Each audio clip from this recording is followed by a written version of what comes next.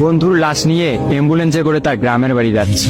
সময় কাটানোর জন্য ফোনটা বের করলাম। ঠিক সেই মুহূর্তেই মোবাইলে একটা মেসেজ আসে।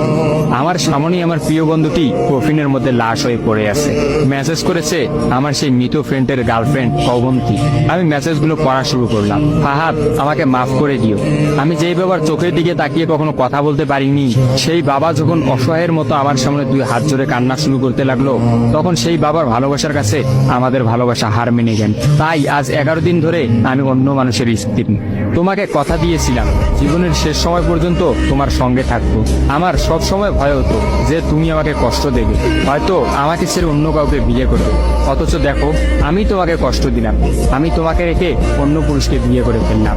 জীবনটা বড়ই অদ্ভুত, তাই না? তোমার কি মনে আছে আমি তোমাকে কাঁদতে কাঁদতে বলতাম আমাকে কখনো ছেড়ে যাবে না? তো তুমি হাসতে হাসতে উত্তর দিতে আমি তোমাকে কখনো ছেড়ে যাব না, তুমি আমাকে ছেড়ে গেলে যেতে পারো। তখন আমি অনেক রাগ করতাম, কারণ আমি তো তোমাকে পাগলের মতো ভালোবাসতাম।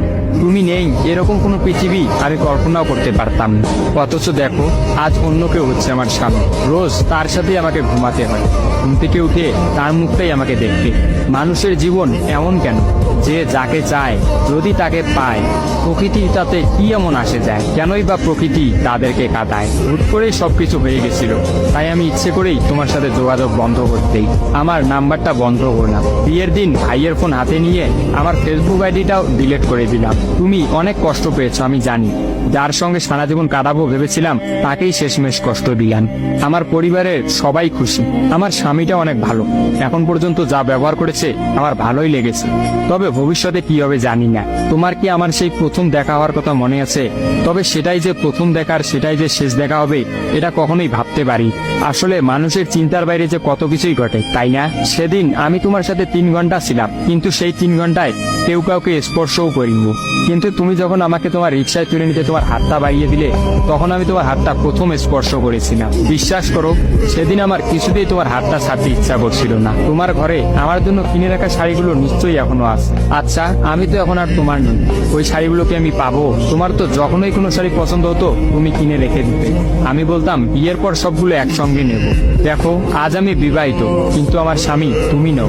আমি এমনটা কখনোই চাইনি। নিজের পছন্দের একটা মেয়েকে বিয়ে করে নিও, তারপরে শাড়িগুলো তাকে দিয়ে দিই।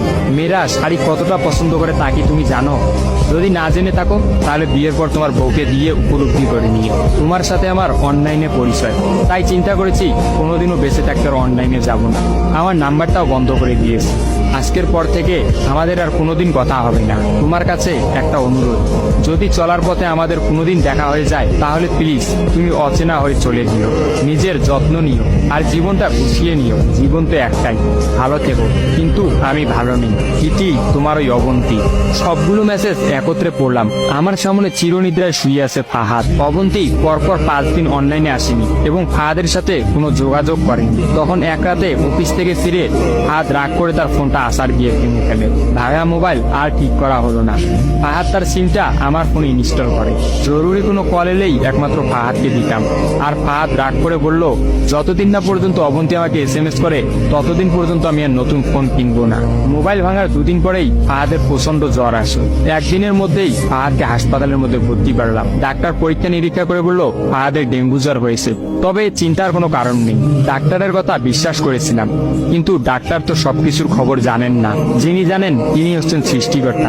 ফাহাদের হয়তো এই জ্বরকেই মৃত্যুর একটা ওসিলা বানিয়েছিলেন। যেই ডাক্তার বলেছিল চিন্তার কোনো কারণ নেই, আজ সকালে সেই ডাক্তারই ফাহাদকে মৃত ঘোষণা করলো। ফাহাদের আর জানা হলো না অবন্তীর কথা। আমিও অনেক ভেবে সিদ্ধান্ত নিলাম অবন্তীকে আর ফাহাদের মৃত্যুর খবরটা জানাবো না। অবন্তী যদি আর সত্যি অনলাইনে না আসে আর সেই পুরোনো সিমটা ইউজ না করে, তাহলে সে ফাহাদের মৃত্যুর খবর কখনোই জানতে পারবে না। কি বা লাভ এই সত্য সংসার জীবন শুরু করা মেয়েটাকে কষ্ট দিয়ে? অথচ আমি ভাবলাম সে হয়তো ভাববে ফাহাদ অনেক ভালো আছে। কোনো একদিন শাড়ি পরতে গিয়ে হয়তো অবন্তী ফাহাদের কথা চিন্তা করে। সে হয়তো ভাববে ফাহাদের কিনা শাড়িগুলো হয়তো তার স্ত্রী পরে রোজ তার সামনে আসে, কিন্তু ফাহাদের সাদা কাফন পরে কবরে যাওয়ার ঘটনাটা না হয় তার অজানাই থাকে।